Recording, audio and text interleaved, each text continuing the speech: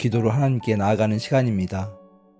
삶의 무게로 힘겨웠던 일상을 내려놓고 하나님의 음성에 귀 기울이며 그분의 뜻을 찾고 그분의 마음으로 기도하는 시간 되기를 간구합니다.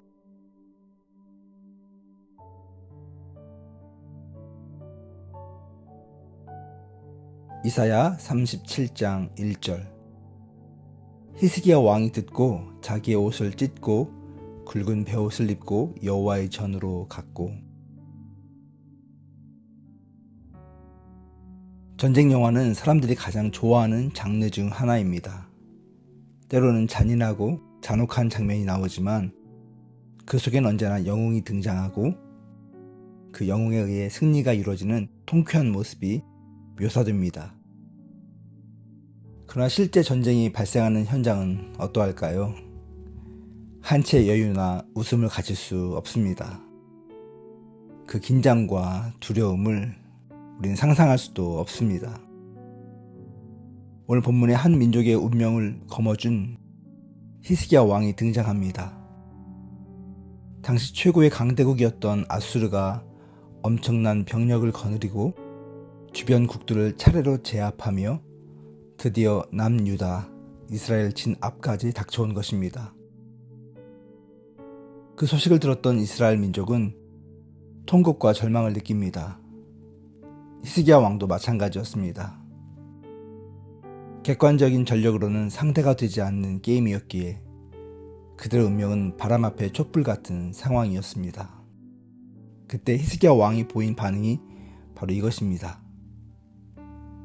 히스기야 왕이 듣고 자기의 옷을 찢고 굵은 베옷을 입고 여호와의 전으로 갔고. 과거에 저는 믿음이 좋은 히스기야의 이런 행동이 너무 멋지게 느껴졌습니다. 그런데 알게 되었지요. 이 행동은 히스기야가 할 수 있는 유일한 행동이었습니다. 우리 삶에도 이런 상황이 닥쳐옵니다. 할 수 있는 것이 아무것도 없는, 그래서 기도할 수밖에 없는 상황이 닥쳐오곤 합니다. 먼 훗날 뒤돌아보면 하나님의 계획 속에서 발생한 사건이었구나 고백할 수 있겠지만 당시의 상황은 그런 생각을 할 여유조차 없는 절박한 상황입니다.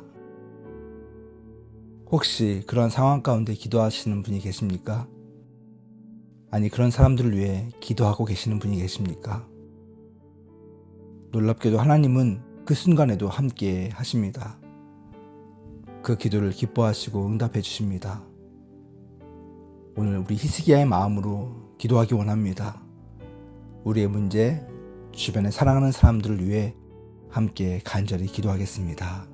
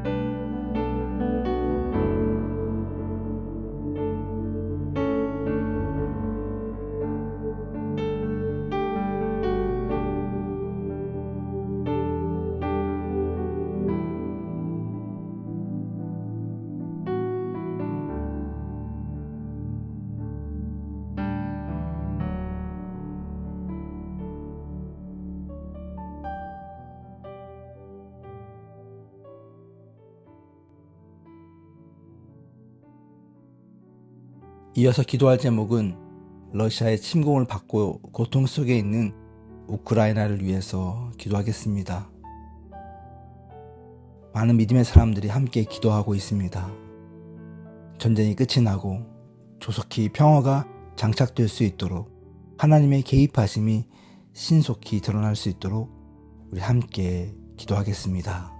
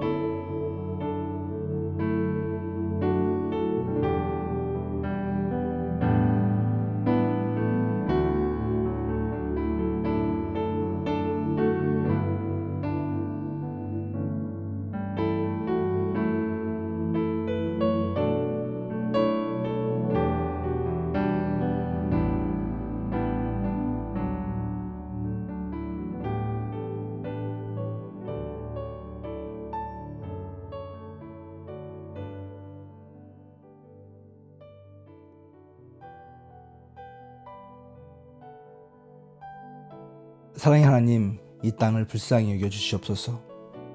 우리의 삶의 문제와 정황 속에 개입해 주시고 아울러 표현할 수 없는 긴장과 두려움 속에 있는 우크라이나와 그의 백성들을 불쌍히 여겨 주시옵소서.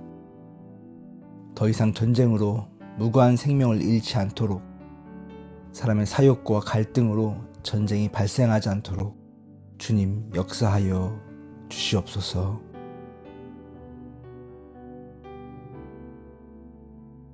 마지막으로 하나님의 나라와 그의 백성들을 위해 기도합니다. 하나님을 섬기는 백성들이 기도의 사람이 되게 해달라고, 이 세상의 무질서와 죄악을 보며 가슴 아파하고 기도함으로 하늘의 뜻이 이 땅에서도 이루어지도록 우크라이나뿐 아니라 미얀마와 아프가니스탄 등 분쟁 지역의 나라를 위해 기도해 주시고, 이어서 여러분의 기도 제목을 가지고 더 깊이 기도하시기 바랍니다.